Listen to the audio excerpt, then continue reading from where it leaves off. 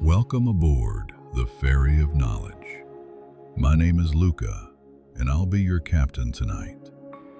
As we begin our journey, find a comfortable position, somewhere you can rest, and allow the day to slowly loosen its hold.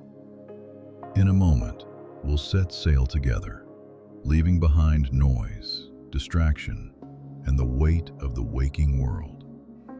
Take a deep breath in through the nose and out through the mouth as the Ferry of Knowledge quietly departs.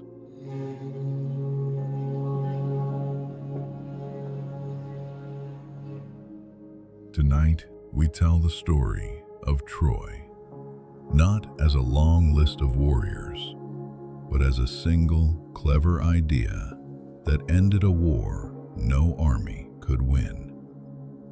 It is a story about patience, misdirection, and how a city that could not be breached was undone by trust.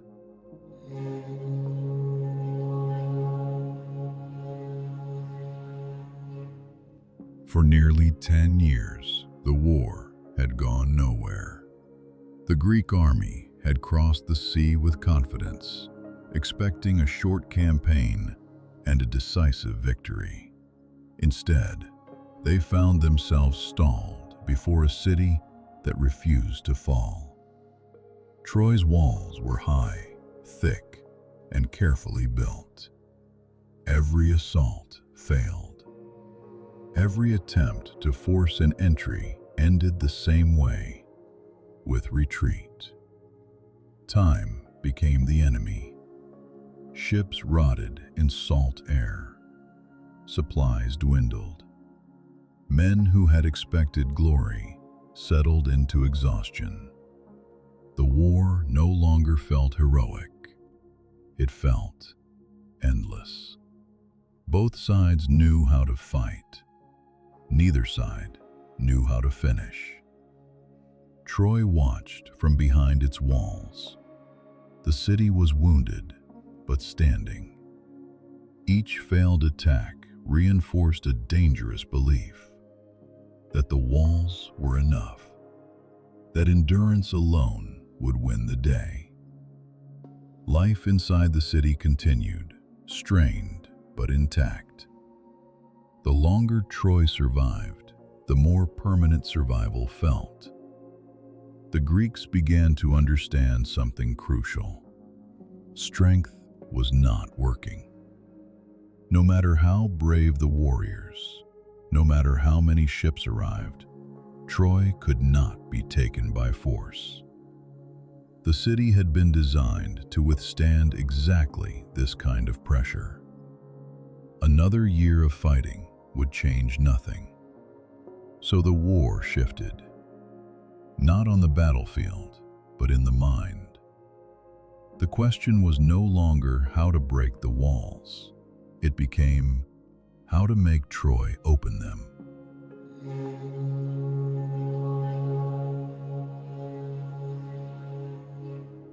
The idea did not come from desperation. It came from clarity. Among the Greek leaders, it had become impossible to ignore the pattern. Every direct attempt failed. Ladders were burned, gates held, siege engines broke before the walls did. Troy was not stronger in battle. It was simply better defended. So the Greeks stopped asking how to fight. They asked how Troy thought. The plan was attributed to Odysseus, a man known less for strength than for patience. He understood something the war had not yet taught the others, that a city under siege learns to recognize danger, but grows careless when danger appears to leave. The proposal was simple and therefore unsettling. They would pretend to surrender. The army would withdraw from the shore, dismantle the camp, and leave behind a single object, something large enough to be seen from Troy's walls, but harmless enough to be mistaken for symbolism rather than threat. A wooden horse. It would be built massive, deliberate, and unmistakably intentional. Too large to move easily, too strange to ignore. The horse would be presented as an offering, a sign that the Greeks had abandoned the war and left behind a tribute to ensure safe passage home. Inside it, hidden from sight, would be a small group of soldiers. Not an army, not enough to fight Troy, just enough to open the gates. The rest would wait at sea, out of sight, close enough to return once the city made its mistake. The risk was enormous. If the Trojans burned the horse, the men inside would die. If they broke it open, the deception would end immediately. If they ignored it, the war would simply continue. The plan relied on one thing only: curiosity. Not fear, not force, trust. The Greeks built the horse carefully, sealing it without gaps, designing it to look ceremonial rather than functional. When it was finished, they did exactly what Troy had never expected them to do. They left. The shoreline emptied. The camp stood abandoned. Smoke faded. The sea appeared calm and vacant. From the walls of Troy, it looked like victory, and that was the most dangerous moment of the entire war.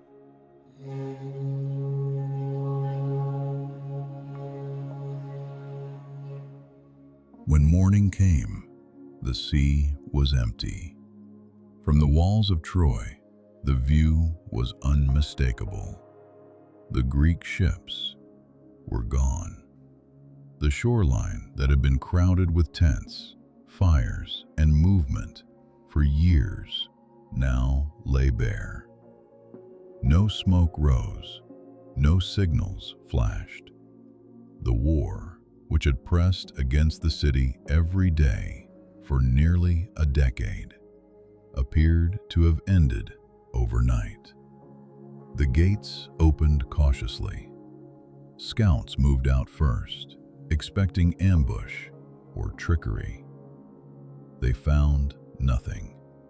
The camp was abandoned, exactly as it appeared.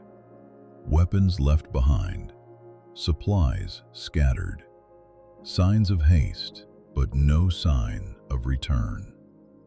The Greeks had not repositioned. They had withdrawn. Only one thing remained. On the plain before the city stood the wooden horse. It was enormous, far too large to be practical, too carefully built to be accidental. Its presence felt intentional, but its purpose was unclear. It did not resemble a weapon. It did not block the gates. It simply stood there, waiting. The people of Troy gathered. Some laughed, relieved. Others circled the horse, suspicious but uncertain. The war had taught them to recognize force, not absence. An enemy charging the walls made sense. An enemy leaving without explanation did not. The horse invited interpretation. Some believed it was an offering, a final gesture meant to appease the gods after a failed war.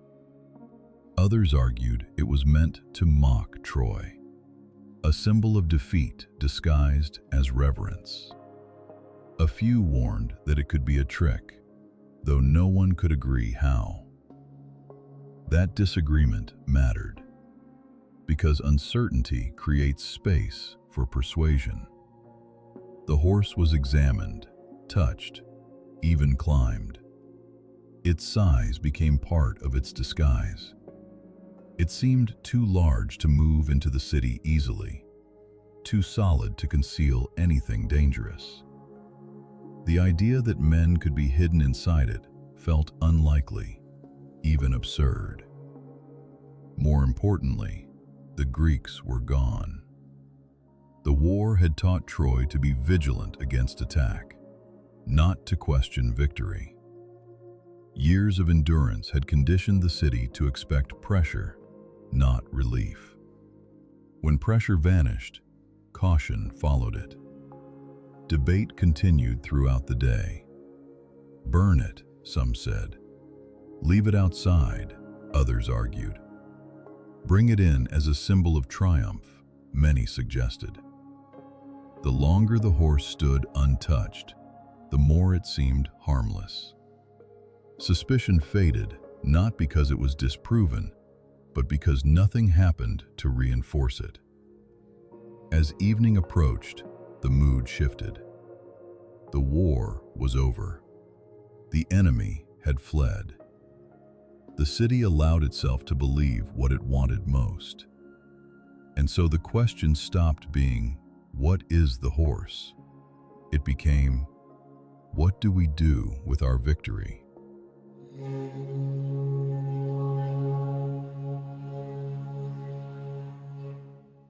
Not everyone in Troy trusted the silence. As the horse stood before the gates, voices rose in warning, not loud enough to command, but clear enough to trouble the calm that had begun to settle over the city. Some looked at the empty shore and felt relief. Others felt unease, unable to explain why victory should feel so uncertain. The horse was questioned. Why leave a gift behind? Why abandon it instead of taking it home? Why end a long war without negotiation or word? A few argued that anything built by the enemy should be treated as dangerous, no matter how harmless it appeared.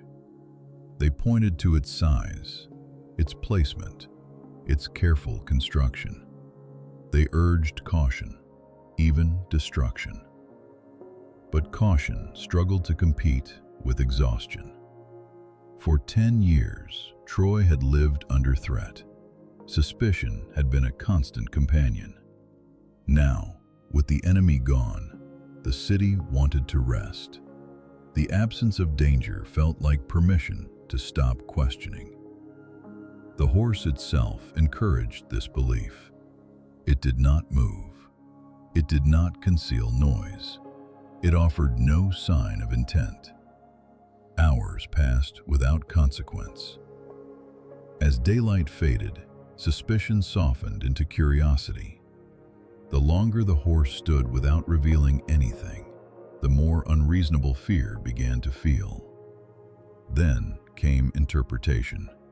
Some suggested the horse was meant to be taken inside, a trophy, a symbol of survival after years of siege. Bringing it into the city would mark the end of the war, a visible reminder that Troy had endured where others might have fallen. That idea spread quickly. It transformed uncertainty into purpose. Instead of asking whether the horse should be moved, people began discussing how. The act itself became symbolic, a way to close the chapter of conflict and reclaim normal life.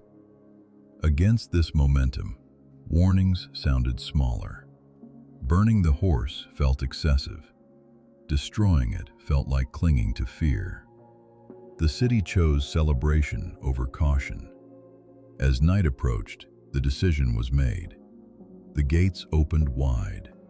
The horse was pulled forward, slowly, deliberately, through the entrance Troy had defended for years. Its massive frame scraped stone as it passed inside, unnoticed by those focused on the moment rather than the meaning. The gates closed again. Inside the walls, Troy celebrated. The horse stood silently in the city's heart, a monument to victory, placed exactly where deception needed it most. And as the city relaxed for the first time in a decade, the final stage of the plan quietly took its place. Nothing had gone wrong yet. That was the problem.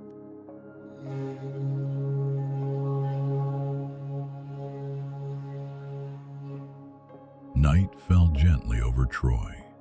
It did not arrive with tension or foreboding, but with relief. Fires were lit throughout the city, not for warning, but for warmth and celebration. Voices filled the streets. Laughter replaced the careful quiet that had defined life under siege. For the first time in years, the war felt finished. Guards were posted, but without urgency. Old habits remained, yet they lacked conviction. The walls still stood. The gates were closed. The enemy was gone. Vigilance softened into routine, and routine into distraction. Those assigned to watch felt less like sentinels and more like witnesses to peace. The horse stood unmoving. Its wooden surface reflected firelight without response. No sound came from within. No shift betrayed its secret. Hours passed, and with each passing moment, the belief that it concealed danger felt more distant, more unreasonable. Inside the city, exhaustion took hold. Celebration gave way to rest. Fires dimmed. Streets emptied. One by one, the houses of Troy grew quiet. Even the guards leaned into stillness, comforted by the long-awaited silence beyond the walls. Above them, the horse remained sealed. Inside, the men waited. They did not move. They did not speak. They counted time not by sound, but by patience. The plan demanded restraint more than courage. One mistake, a cough, a shift of weight, a whisper, would end everything. The city slept. Only when the hour grew deepest, when even vigilance surrendered to fatigue, did the horse finally open. Panels shifted silently. Rope dropped without sound. One by one, figures emerged, lowering themselves onto Trojan stone with careful precision. No alarm was raised. The deception had worked exactly as intended. The war that force could not win had reached its turning point, not through strength, but through timing. And Troy, secure within its walls, did not yet know that the enemy had never truly left.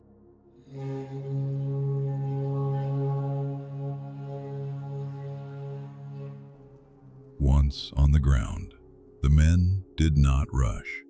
Speed would have betrayed them. Victory depended on silence. They moved through the sleeping city with practiced restraint, following paths memorized long before the horse had ever been built. Every step was measured, every pause deliberate. The guards were first, not attacked loudly, not confronted, but removed quietly. Surprised in sleep, overcome before alarm could be raised.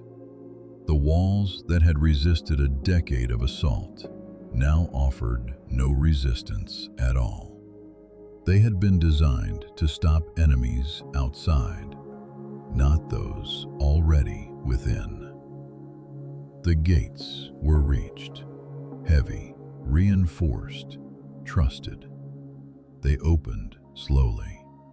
No trumpet sounded, no signal fire burned. Just the soft movement of wood and iron yielding inward. Beyond the walls, the Greek army waited in darkness. Their ships, hidden during the day, had returned under cover of night and lay ready along the shore. When the gates opened, the signal was subtle but unmistakable. The war resumed. Not with a charge, but with entry.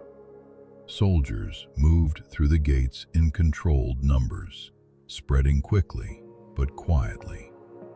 By the time the city began to stir, the balance had already shifted. Troy was no longer defending itself against an outside force. It was waking to one already inside. Confusion followed. Shouts broke the silence. Fires flared where there had been darkness. People poured into the streets, trying to understand what was happening, only to find the answer moving toward them from every direction. The walls no longer mattered. They stood intact, proud, and useless, having done their job perfectly until the moment they were bypassed entirely. The deception was complete. What 10 years of war could not accomplish, one night of misdirection had achieved. Troy had not been conquered by strength, but by belief, by the certainty that the danger was gone. And once that belief took hold, there was nothing left to stop what followed.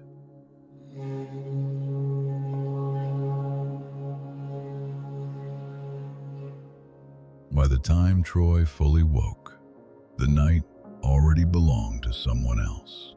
Confusion spread faster than understanding. People emerged from their homes, expecting celebration to resume, only to find unfamiliar movement in the streets. Shadows did not behave as they should. Sounds came from the wrong directions. The city's sense of order collapsed before anyone could name the cause.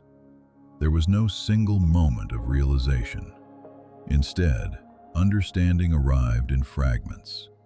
A shout cut short. A fire lit where none had burned before. A gate seen open when it should have been sealed. The truth assembled itself too late to stop it. The Greek soldiers moved with intent, not fury. This was not a battle fought in open fields. It was a city already lost, being occupied rather than conquered. Resistance formed in pockets, scattered and uncoordinated, overwhelmed before it could become meaningful. The strength of Troy had always been its walls. That strength now worked against it. Narrow streets limited movement. Familiar paths became traps. The city that had once felt safe and permanent now worked to the advantage of those who knew exactly where they were going. The defenders had no time to regroup, no chance to organize a response worthy of the years they had held out. The deception revealed its final shape. The horse had not been a weapon, it had been a key, and once used, it could not be taken back. As fires spread and voices rose, panic replaced disbelief. People fled toward the walls, only to find them meaningless. Others rushed toward the gates, unaware that they had already been opened to the enemy hours before. The city fell not in one dramatic collapse, but in the steady unraveling of certainty. What had been trusted most, the walls, the victory, the silence, had failed all at once. By dawn, Troy was no longer a city at war. It was a city undone.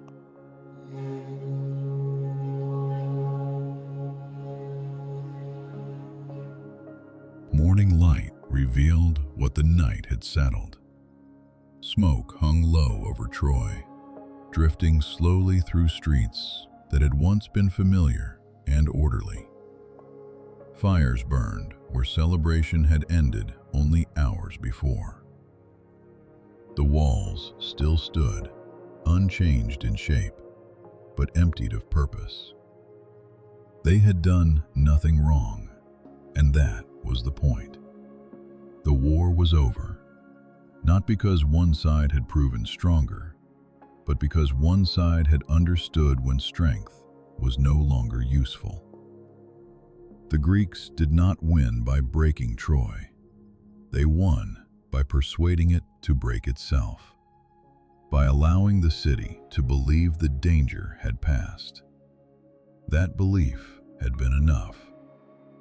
Those who survived understood quickly that the fall had not come from a single mistake, but from a chain of small decisions that had felt reasonable at the time.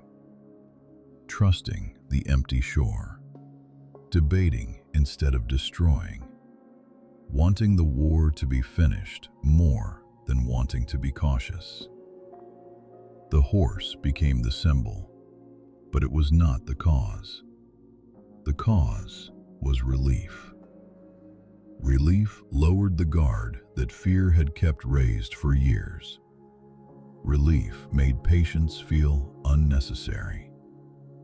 Relief convinced a city that endurance had turned into safety. Outside Troy, the sea returned to calm. Ships that had waited silently through the night now rested openly along the shore. What had once been a stalemate resolved itself completely, not through combat, but through timing.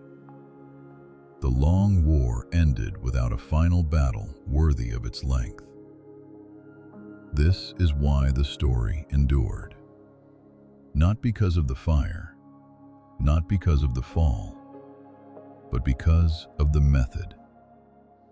Troy taught the world that defenses are only effective against the dangers they expect, that vigilance fades fastest not under pressure, but under comfort, and that deception, when patiently constructed, can succeed where force fails repeatedly. The city became a lesson, one carried forward long after the walls had lost their meaning.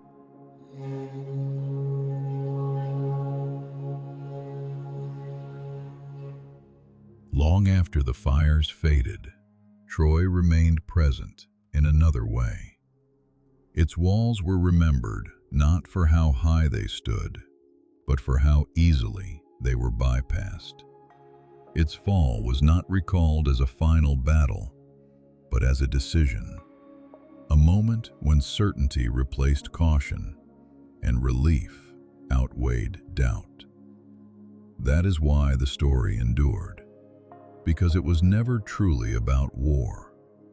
It was about deception that worked precisely because it looked harmless, about a threat that succeeded not by force, but by waiting to be welcomed. The horse itself became less important than the idea it carried, that danger does not always arrive loudly, and victory does not always announce itself as a trick. People retold the story to explain failures that could not be blamed on strength or courage. They told it to remind themselves that defenses are built for what is expected, and that expectation can be learned, studied, and used against those who rely on it too completely. The image of the horse lasted because it was simple, a gift, a mistake, a lesson. No battlefield chaos was required to understand it. No list of heroes was needed to remember it. The story could be carried easily, passed quietly, understood by anyone who had ever trusted silence too quickly. Troy fell once, but the warning it left behind never did. And as the story settles, it rests not in the sound of battle, but in the pause before a decision. The moment when something looks safe enough to bring inside. That is where Troy still speaks.